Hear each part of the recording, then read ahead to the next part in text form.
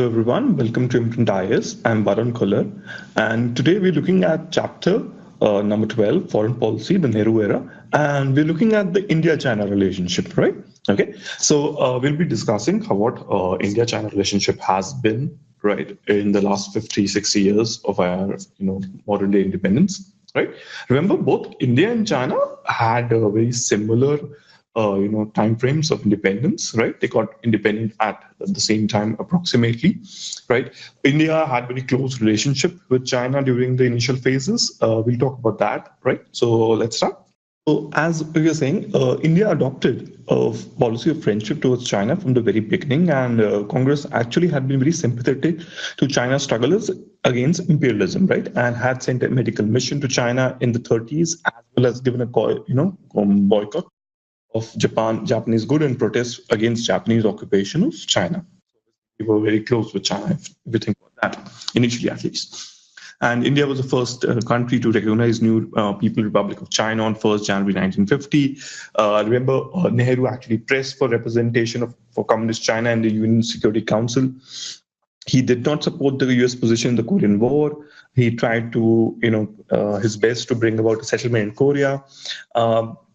Even when China actually occupied Tibet, India was unhappy that it had not been taken into confidence, but did not question China's rights over Tibet, since at many times in Chinese history, Tibet had been subjugated by China.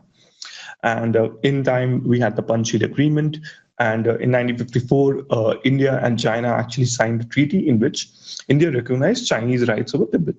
And the two countries basically agreed to be governed by mutual relationship by the principles of Panchshir, right?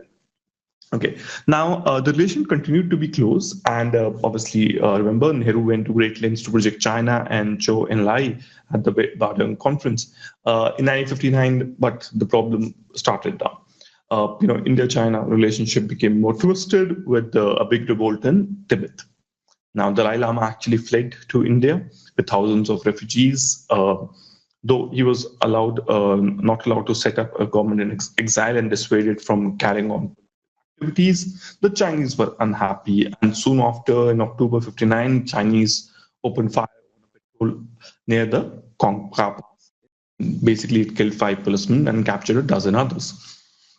What happened was Zhou Enlai was invited for talks in April 60, but not much headway, right? And it was that the officials should sort details first, and then it should happen. Then we have the 1962 Chinese attack, and very interestingly, what happened in September of 62, Chinese forces attacked the Thangla Ridge and dislodged Indian troops, and this was seen to be a minor incident. Nehru actually went off to London for a conference, and also again returned, and then again went to Colombo on 12th of October. So it was thought as if it's not so serious. A week later, Chinese army launched a massive attack and overran Indian posts in the eastern sector in the Nefa, which is now actually known as Arunachal Pradesh. Right now, if you think about it, recently, the 3 lakh maps which were destroyed by the Chinese government because the maps didn't show Arunachal Pradesh as a part of China. So China does tend to make such claims regarding Arunachal as well now, because they considered Arunachal as South Tibet. Now, what happened was the Indian army commander in Nefa fled without any effort at resistance, leaving the door wide open for the Chinese to walk in. And in the western sector, again, it's also not just the eastern, the western sector, 13 forward posts were captured by the Chinese in the Galwan Valley, right? And the Chushu airstrip was threatened. Now, what happened was it was panic in the country. There was a thought of betrayal by the Chinese. And it was thought that maybe the Chinese will now come and actually capture the whole of Northeast. Nehru actually wrote letters to Kennedy, really desperate and asking for wide-ranging military help. He sought Britain's assistance. 24 hours later, the Chinese actually unilaterally withdraw.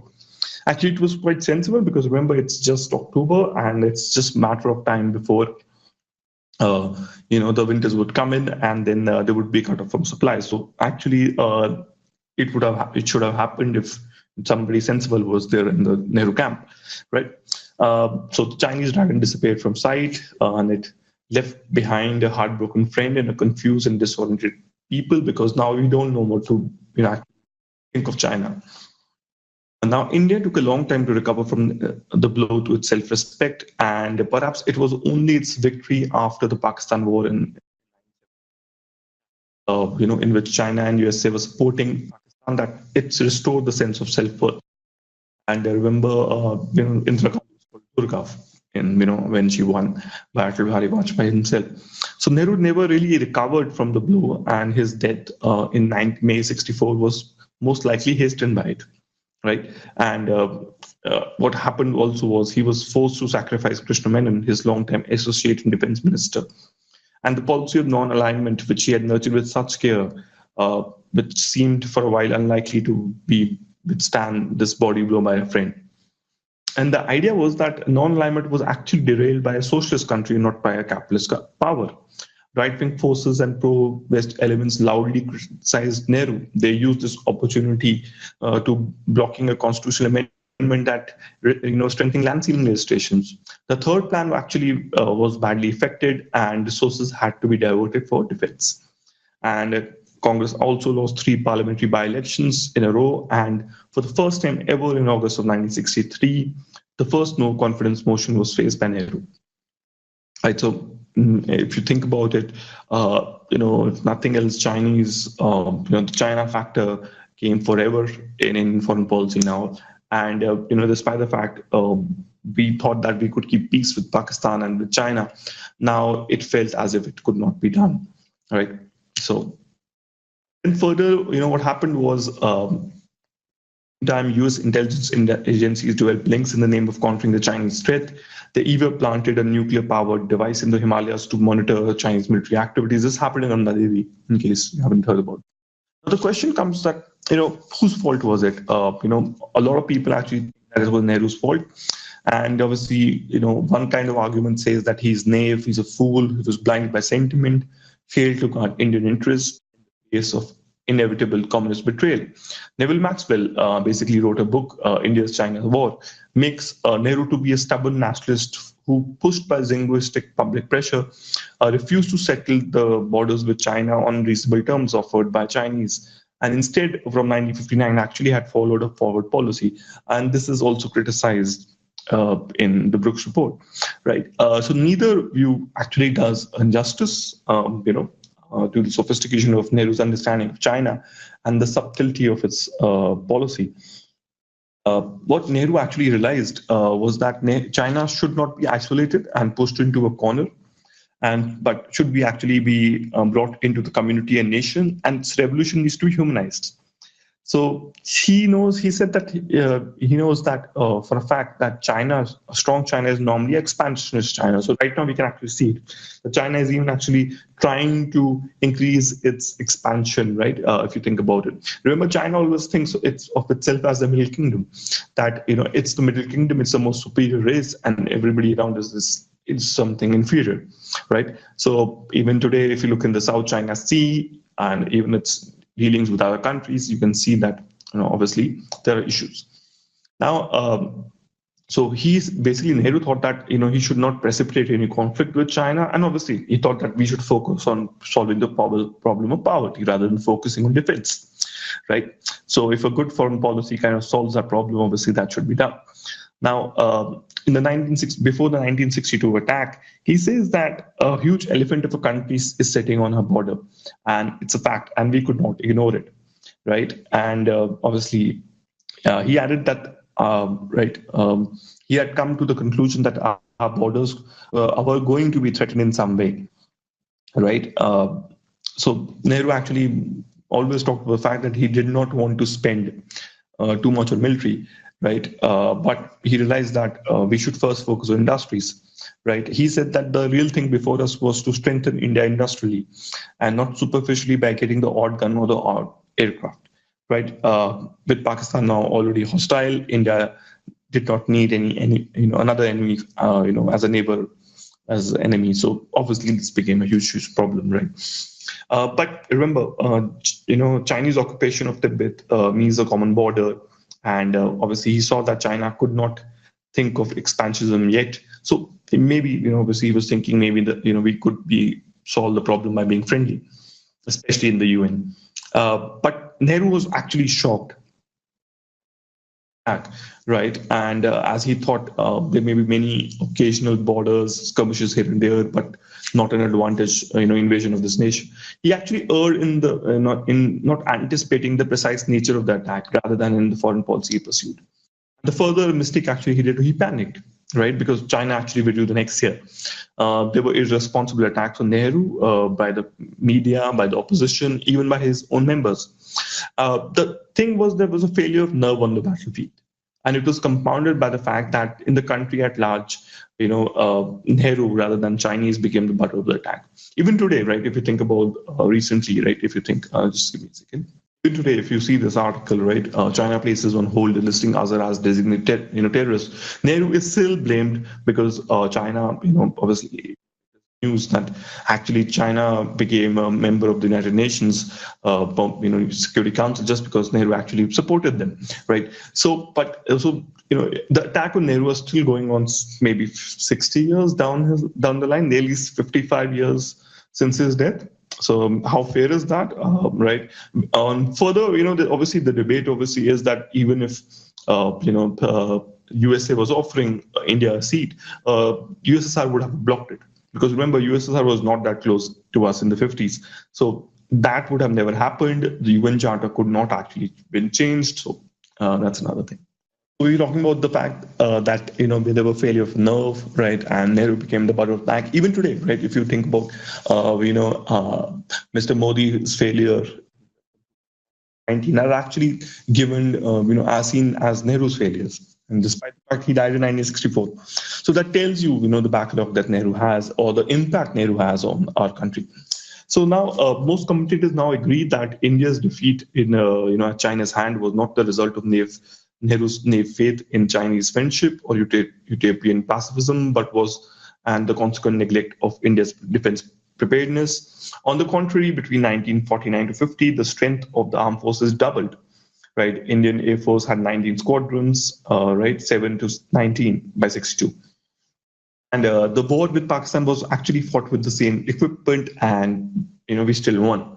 And despite the fact that at that time we had the most weakest of leadership, the military leadership, actually didn't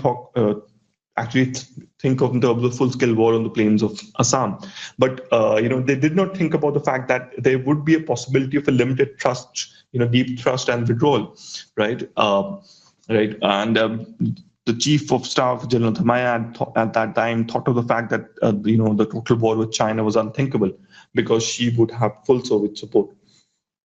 And obviously, he and other senior officers do not have been actually been aware of the fact that the USSR and China actually are not on the same terms in a lot of ways, right? And a lot of times, the Indian Air Force could have actually swept over the skies over Arunachal and Tibet without any opposition from the Chinese. So that's something which is still not been done. Some maybe that was missed, but actually, if you think about it, it's only the chief of staff or the prime minister who would know the truth that whether that could have been done or not.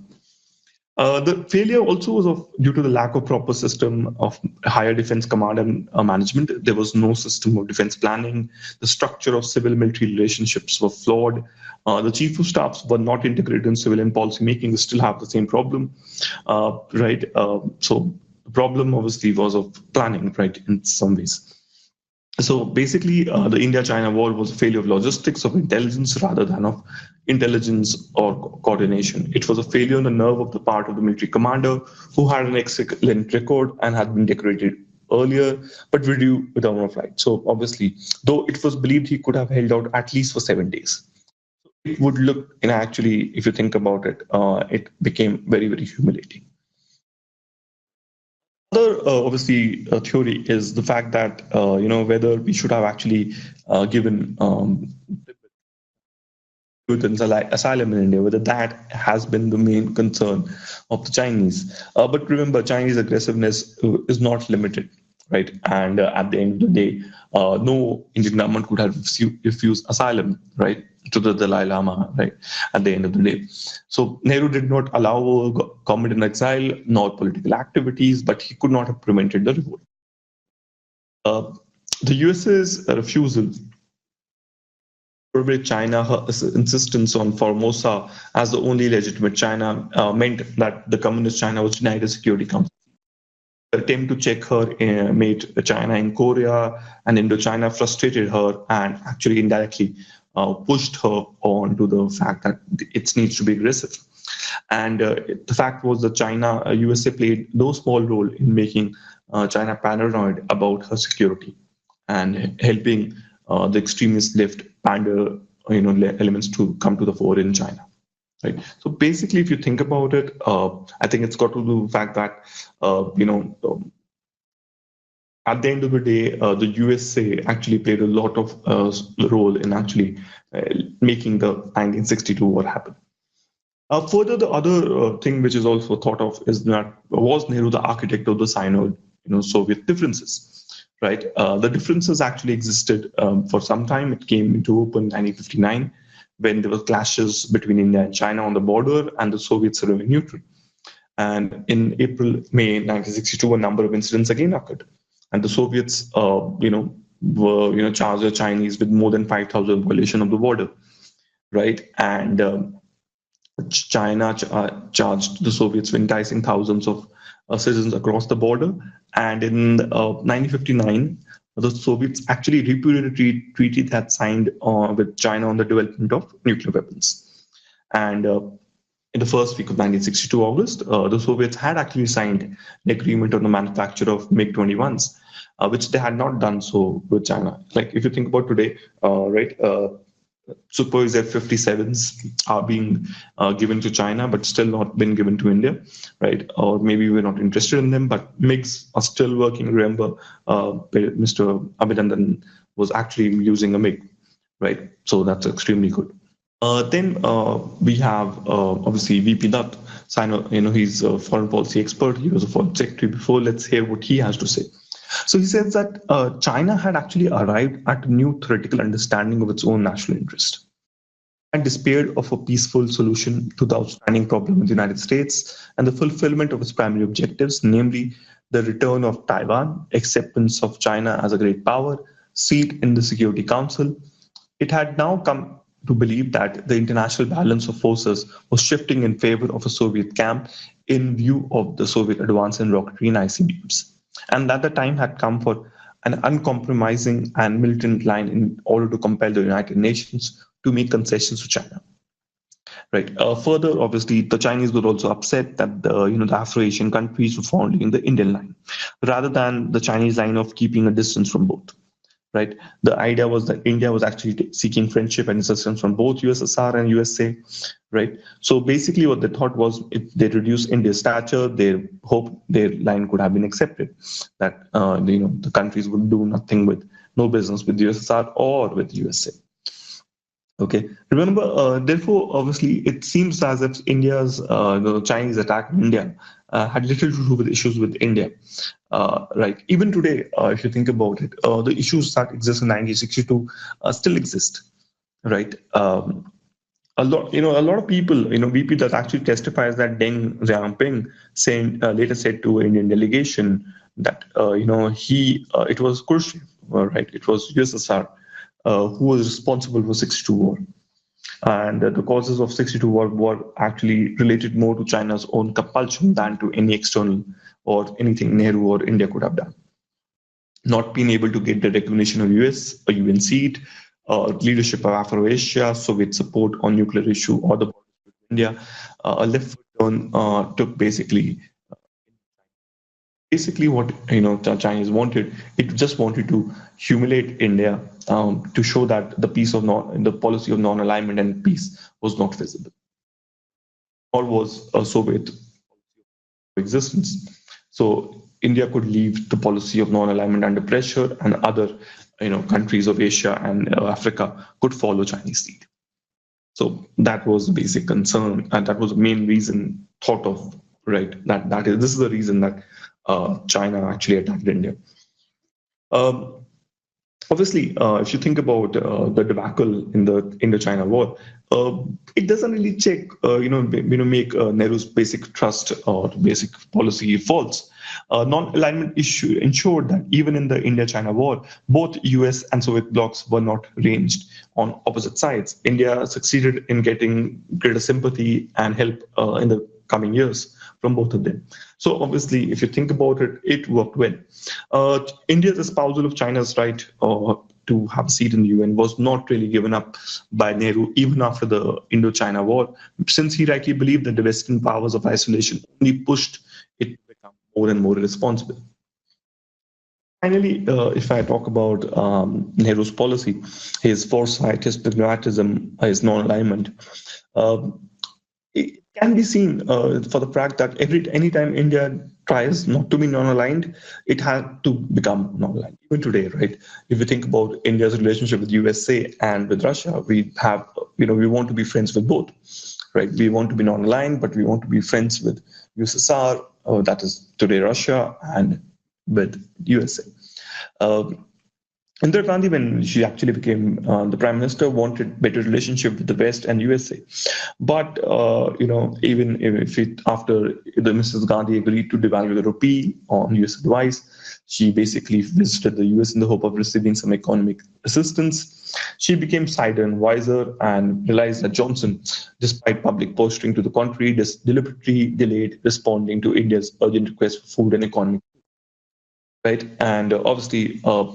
Gandhi thought that it was because USA wanted India not to criticize its bombing of Vietnam, right? So basically what happened was Mrs. Gandhi realized that it is in self-sufficiency and agricultural independence that non-alignment and Indian foreign affairs could be preserved. Further, when the Janata government actually came in 1977, it talked of loudly practicing genuine non-alignment, but realized that earlier, non-alignment was actually enough. Essentially, they fell back on Nehruvian policies. They actually entered into negotiation with huge arms deals with Soviet Union. Rajiv Gandhi also found similar realities, and that he wanted to become closer to the US. It was not fruitful, right? And they reverted to emphasis on non-alignment, nuclear disarmament, and also, obviously at that time supported South Africa's anti-apartheid movement. So non-alignment, if you think about it, is not a blueprint for policy. It is an approach, a framework, a method. It was not a straitjacket, but a lodestar by which a young nation could steer its course in the dark night. Right. With that, I think we are coming to the end of this chapter. We'll be continuing, right? I will be adding chapters from the Rajiv Sikri book to supplement international affairs, right? So stay tuned for that. Thank you so much for listening.